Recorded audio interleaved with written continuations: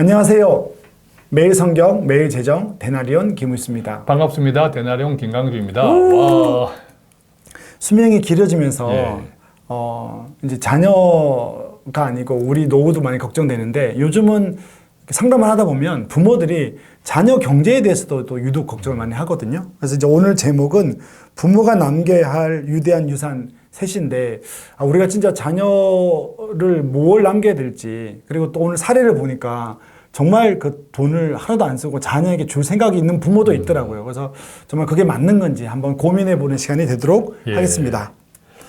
최근에 어떤 사례가 있었냐 하면 빚도 없이 10억 원 아파트에 사시는 70세 부부를 상담했습니다. 대출이 없는군요. 대출이 없죠.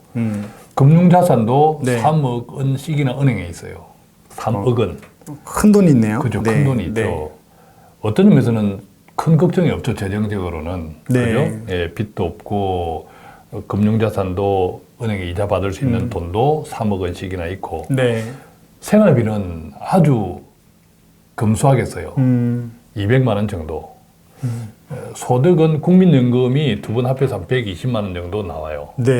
소득은 국민연금 뿐이죠. 80만 원 정도가 모자라는데 이분들이 상담을 온 이유가 그러면 은행에서 이자 받아 쓰면 되잖아요. 뭐 아무 문제가 없는데요. 그런데 은행에서 돈을 빼쓰는 것이 너무 부담스럽다는 거죠. 찾아 쓰기는 쓰는데 이게 너무 마음을 힘들게 한다는 거죠. 그러면 주택연금 있잖아요. 그죠. 주택연금이 있는데 그럼 주택연금은 어떻습니까 했더니가 그것은 애들 줘야지. 애들 줘야지. 이게 부모된 도리다.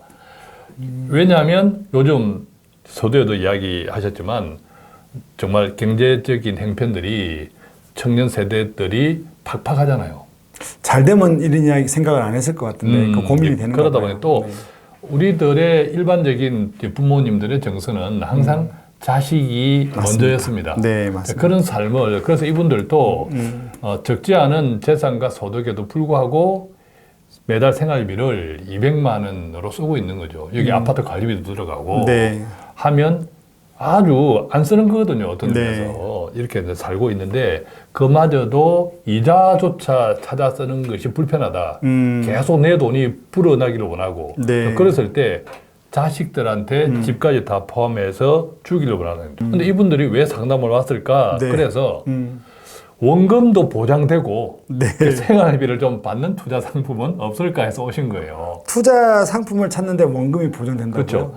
어쨌든 국민연금만 가지고는 부족하니까 조금 쓰긴 써야 되는데 은행에서 이자를 쓰는 것조차도 마음이 불편해서 그러면 이자 이상으로 받을 수 있는 받을 수 있는 그런 상품, 그런데 원금이 보장돼야 돼요. 이런 상담 때문에 오신 겁니다. 그래서 이분들이 구체적인 솔루션은 어떻게 말씀드렸냐 하는 것은 일단 변론으로 하고 별개로 오늘은 정말 우리가 부모들이 그렇지 않은 부모들이 자녀들한테 무엇을 남겨야 할지 그 이야기를 좀 세 가지로 압축해서 말씀을 드릴 건데 함께 나누어 보면 좋을 성경 말씀은 요한복음 16장 7절입니다. 한번 읽어봐 주실래요?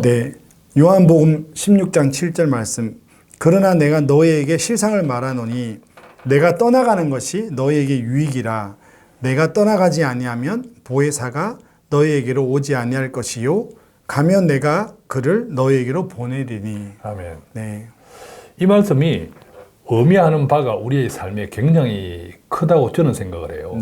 보면 내가 떠나가는 것이 너희에게 유익이라고 했습니다. 내가 떠나가는 것이 부모 세대와 자녀 세대가 있으면 부모가 떠나지 않으면 어떤 의미에서는 캥거루족이 될 수 있습니다. 그죠? 그렇죠. 그래서 부모가 떠나가는 것이 자녀에게 오히려 유익이다라고 생각을 하는 거죠. 근데 예수님은 떠나가면서 그냥 빠이빠이 떠나가는 것이 아니라 대신에 보혜사, 성령님을 너희에게 보낸다라고 말씀을 하시거든요. 그러니까 내가 너희랑 평생 같이 있는 것보다 내가 떠나고 이 성령님을 각자에게 다 주시니까 예수님은 모든 사람들을 각각 다 해줄 수가 없잖아요. 땅에서의 예수님은. 그렇기 때문에 오히려 나를 대신할 수 있는 보혜사 성령님을 각자에게 주는 것이 좋다. 그게 넓어지는 그죠. 이제 이렇게 말씀하시는 거죠. 자, 이것을 우리의 삶 그리고 부모 자녀 간에도 적용해 보면 부모도 언젠가는 당연히 떠나는 거죠. 네. 예, 당연히 떠나는데 그래서 대부분의 부모들은 지금까지 살아왔던 방식대로 자식들을 위해서 재산을 남겨야 된다라고 생각하는 거죠. 네. 지금까지 자식들을 위해서 살아왔으니까 내가 죽어도 자식들이 가난하지 않도록 고생하지 않도록 돈을 남겨야 된다, 재산을 남겨야 한다고 생각하고 그것이 부모된 도리라고 생각하는 네. 거죠. 그래서 이제 상담 사례에서도 이분들도 돈을 안 쓰고 남기고 집조차도 남겨서 오히려 돈을 불려서 자식들한테 유산으로 그것이 부모다라고 생각하는 건데 그런데 우리가 요한복음 16장 7절을 적용해 보면 네. 부모가 남겨야 될 것은 돈이 아니라 맞아요. 부모를 대신할 수 있는 부모 자신이라는 거죠. 예, 부모를 대신할 수 있는. 그래서 저는 이 사례를 통해서 또 이 말씀을 통해서 우리에게 정말 부모로서 진정한 유산, 자녀들에게만 남겨야 될 진정한 유산이 무엇일까라는 것을 한번 묵상을 해보았고 그것을 이제 좀 정리해서 나누고자 하는 건데요. 네. 예수님은 우리를 위해서 떠난다고 말씀하셨고 그래야 보혜사 성령님이 우리 안에 올 수 있기 때문이라고 말씀하셨죠. 네. 그런데 사람들은 부모들은 이 자식들을 위해서 많은 재산을 남기려고 해요. 그 돈으로 뭘 해주려는 그렇습니다. 마음이 있는 거죠, 예, 사실은. 예. 네. 지금까지 살아왔던 네, 네. 대로. 그러나 예수님을 대신할 보혜사를 보내기 위해서 예수님이 우리를 떠났듯이 부모를 대신할 것이 돈이라고 생각한다면 네. 그것은 자녀를 멸망으로 이끄는 길이죠. 그렇죠. 그거 맞습니다. 왜냐하면 부모를 대신하는 것이 돈이라고 생각한다면 자식들이 부모를 돈으로 봤다는 거거든요. 그 부모가 떠나고 나면 그냥 부모는 기억이 없고 돈만 손대는 거죠. 그래서 얼마 되지 않는 돈 때문에 형제가 싸우기도 하고 맞아요. 그게 다 그 이유죠. 그런 사례들이 가끔 나오거든요. 네. 그러면 예수님이 보혜사 성령님을 보내주신 것처럼 부모된 우리가 정말 자녀의 행복을 원한다면 네. 살아있을 때 자식들이 부모를 돈으로 봐야 되냐, 부모로 봐야 되냐. 그쵸. 이게 굉장히 중요한 문제라는 거죠. 정말 살아있을 때 자녀들이 부모를 돈으로 봤다면 돈밖에 남겨줄 게 없어요. 맞아요.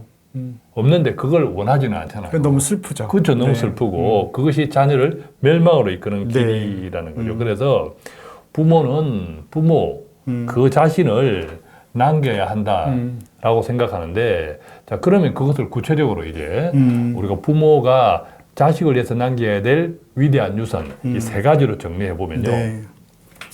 첫 번째는 아무래도 부모가 자식들에게 돈으로 보여줘서는 안 되니까 그렇죠. 돈이 아닌 삶에 대한 태도가 굉장히 중요하다고 생각합니다. 자녀들이 볼 때 부모가 살아왔던 그 삶에 대한 태도를 통해서 배우는 거죠. 그렇습니다. 예, 예. 하나님을 섬기는 방법이나 돈을 대하는 거나 여러 가지 배운다. 예, 그것이 네. 첫 번째 유산. 첫 번째다. 삶에 대한 태도. 맞습니다. 네, 두 번째는요. 두 번째는 돈이 있잖아요. 돈은 세상에서 가장 유혹당하기 쉬운 것이고 네. 그것 때문에 삶에 대한 태도도 달라질 수 있는 거죠. 맞습니다. 자, 그렇다면 하나님께서는 또한 예수님께서는 성경의 말씀을 통해서 돈, 재정에 대한 수많은 말씀들을 하시잖아요. 네. 그래서 두 번째는 성경적으로 재정을 관리할 세상적인 것이 아니라 네. 성경적으로 재정을 관리할 수 있는 능력을 남겨주는 것. 그렇죠. 예, 이것이 두 번째 유산이다. 이것도 평생 만들어 가야 될. 예, 그렇습니다. 이제 마지막 세 번째는 네. 결과적으로 네. 돈이든 아니든 네. 내 삶에 대한 책임은 예수님이 함께 하신다. 그거 굉장히 큰 것 그렇죠. 같아요. 네. 내 삶, 또 자녀들의 삶도 예수님을 우리가 믿음으로 동행한다면 반드시 책임져 주신다는. 그러니까 이 부분이 저는 참 좋은 게 부모들은 자기 삶은 하나님이 책임져 왔고 그 간증이 있는데 이상하게 자녀를 보면 얘는 하나님이 함께 안 할 거란 불안이 그 믿음이 없는 행동 예, 같아요. 늘 우리가 자녀들을 네. 좀 부족하게 네, 보죠. 네, 그게 네, 사랑 네. 때문이거든요. 네, 네. 사랑 때문에 이제 그렇다고 봅니다.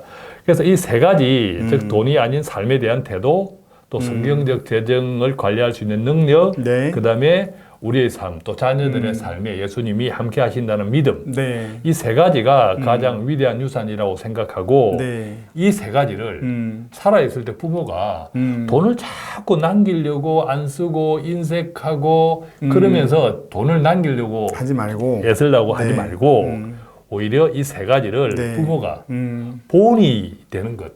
그걸 유산으로 남기고 가면 그렇습니다. 자녀에게 도움이 될 것 같아요. 맞습니다. 그 부모가 이 세 가지를 스스로 본이 되어서 보통 이제 자녀들은 부모의 등을 보고 네네네네. 배운다라고 그러잖아요. 부모를 똑같이 따라해요. 네네네.